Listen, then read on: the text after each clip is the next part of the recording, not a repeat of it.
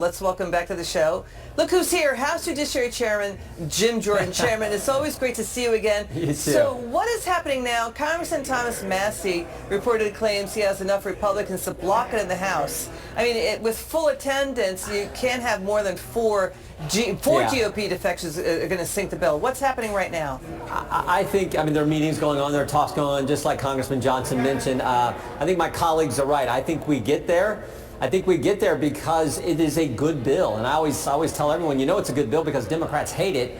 The reason they hate it is because it doesn't empower government. It actually empowers families. It empowers Americans, lets them keep more of their money, gives them school choice, makes sure our border stays secure, and says to able-bodied people in our welfare system who are getting your money and your viewers' money, guess what? You're going to have to work now. So it's just good common sense Republican basic principles that we have as a party that I think in the end that carries the day and this thing gets passed. So it'll take a while. It always does in this process, but I think we're going to get there. What are the big sticking points now?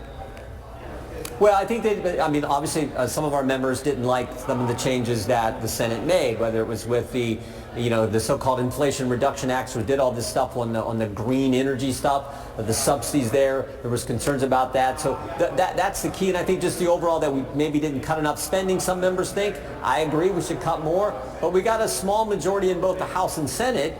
And you got to kind of cobble together the votes. And so you moderates don't always want to cut as much as we conservatives do. And it's just how it works. So again, I think with that tight of a small of a majority, this is probably as good as it's going to get. And I've said to my colleagues, and I respect them all, I've said, look, it was 50-50 in the Senate. The vice president had to come break the tie.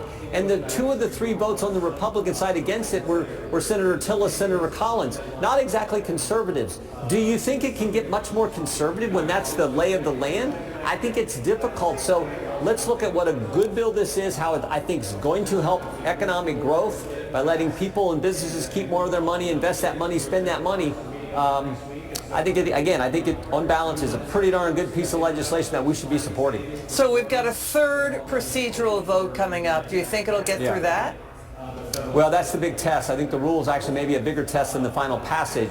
So I hope it does. That's what the talks are about. The other thing I think is important, and you had this at the top of the show where we talked about the president's approval ratings amongst Republicans. Momentum is an important thing. It's important in sports, and it's certainly important in politics. The president's got record approval ratings. He's off this amazing, successful exercise in Iran. The NATO countries are ending up more of their money to help pay for NATO. We got a border that's secure. The stock market is up, as you just pointed out. Things are moving in the right direction, and now we're going to stop a bill that cuts taxes for the families we get to represent. I just fail to see how that makes sense. So in the end, I think we get there because it's just good common sense and it's consistent with what we told the voters we were going to do. And I always say we make this job too complicated. What did we tell the voters we're going to do? If you get elected, go do that. President Trump does it better than anyone. And that's what we got to focus on. Yeah, this would be a $4.6 trillion tax hike. I know one number's out there, $1.6 trillion, but all in, it's $4.6 trillion tax hike on the U.S. economy.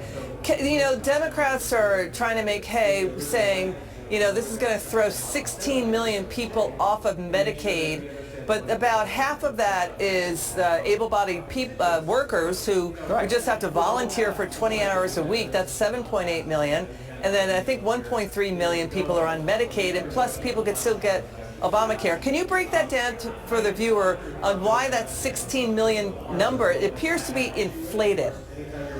Well, yeah, requiring people to work who are getting a benefit from the taxpayers when they're able-bodied, that is not kicking anyone off. That is called common sense. You work every day. I have to work. The families I get the privilege of representing, the 800,000 people in the 4th District of Ohio, they got to go to work. Why can't people who are on Medicaid, for goodness sake, to think of the 35-year-old able-bodied male and he's getting a benefit and not having to do a work requirement or any type of volunteer activity? You got to be kidding me. That's just crazy. So anyone with common sense understands that should happen. But Democrats say, oh, no, that's kicking people off. It's just flat out not true. Okay, Chairman Jordan, we'll be following the vote. It's always so wonderful to see you again.